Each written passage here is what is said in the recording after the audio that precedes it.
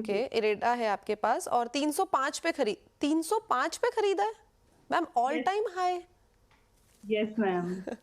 तो ये मैं ये मानूं कि पहले साल है बाजार का, इसलिए ये बड़ी आपने गलती करी है अपने हायर लेवल्स पे खरीद के। किसी जी से मैम। पूछ के खरीदा था?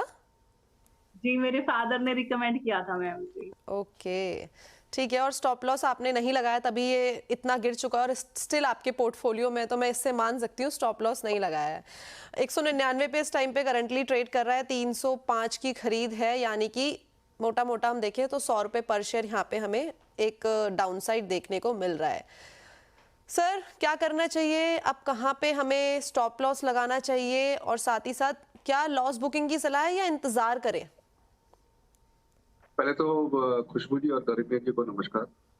जहाँ तक इरेडा की बात है, देखिए शानदार कंपनी है, इसमें कोई डाउट नहीं है। रिन्यूएबल एनर्जी को फाइनेंसिंग करती है पूरे रिन्यूएबल सेक्टर को, और सरकार का जिस तरीका से रवैया रिन्यूएबल की तरफ से है, मुझे लगता है लॉन्ग टर्म अच्छे होंगे।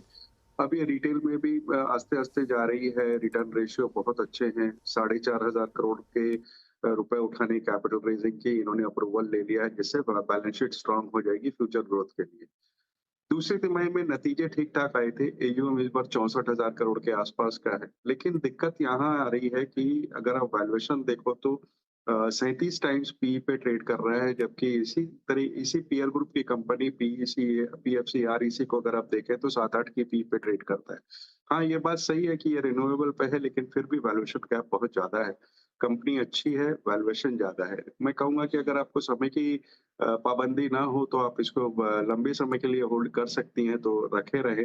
अननेसेसरी लॉस बुक करके कोई फ़ायदा नहीं है। लेकिन और ऐड करने की इस वक़्त कोई मन ना बनाएँ, इसी को में बने रहें।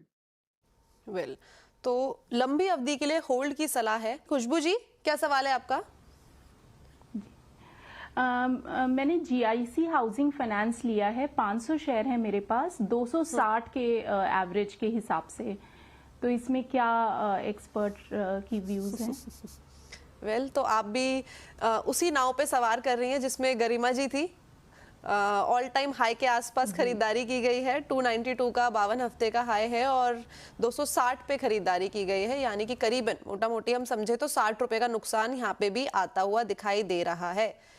राजेश सर, 60 रुपए का नुकसान तो हो गया, अब क्या करना चाहिए, क्या स्ट्रैटेजी होनी चाहिए, खासा स्टॉप लॉस कहाँ लगाना चाहिए, एवरेजिंग की सलाह इस टाइम पे है या थोड़ा सा और वेट करें डाउन साइड का?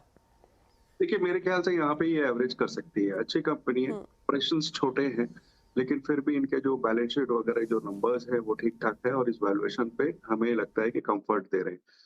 दूसरे जिस तरीक़ा से हाउसिंग फॉर ऑल और हाउसिंग की डिमांड बढ़ती जा रही है, हम आए दिन देखते हैं रियल्टी कंपनियों के अनाउंसमेंट आते हुए कि हाथों-हाथ घर बिक रहे हैं। तो उन सब चीज़ों के मद्देनज़र मुझे लगता है हाउसिंग एज़ ए होल का अच्छा काम करेगा। यहाँ पे आप एवरेज कर सकती हैं और कम से कम साल भर का नज़रिया रखें। वेल, तो यहाँ पे एवरेजिंग करके आप चल सकती हैं, तो ये सलाह दे दी है और साल भर तक आपको इसमें होल्ड की भी सलाह दी। गरिमा जी, आपका अगला सवाल क्या है? मैम, मझगांव डॉक के शेयर्स हैं, 103 शेयर्स हैं, 145 रेट पे। ओके, और नजरिया लॉन्ग टर्म का है अगेन? जी मैम, इसका मतलब कहाँ तक जा सकता है ये मझगांव डॉक? ओके, ठीक है। तो काफी अच्छे लेवल्स पे खरीदारी की। ये आपके पोर्टफोलियो में है, फादर के पोर्टफोलियो में है?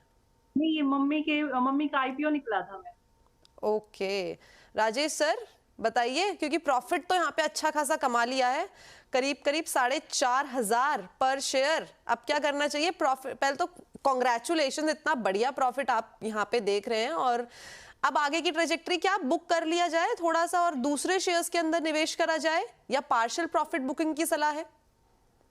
देखिए, सबसे पहले तो कंपनी के बारे में बता दूँ, कंपनी एक बहुत शानदार कंपनी है जो वारशिप सबमरीन्स वाले में काम करती है। दूसरी तिमाही में 76% के आसपास बॉटम लाइन में जंप देखी गई थी। ऑर्डर बुक बहुत स्ट्रॉन्ग है और गवर्नमेंट कॉन्ट्रैक्ट्स लगातार आते जा रहे हैं। पाइपलाइन जो डील्स की है वो बहुत मैसिव है। और सबसे बड़ी बात है कि अभी इंडियन नेवी के साथ 1.25 ट्रिलियन का ऑर्डर बुक फाइनलाइजेशन स्टेज पे है, जो कि देखते हैं कैसे आता है।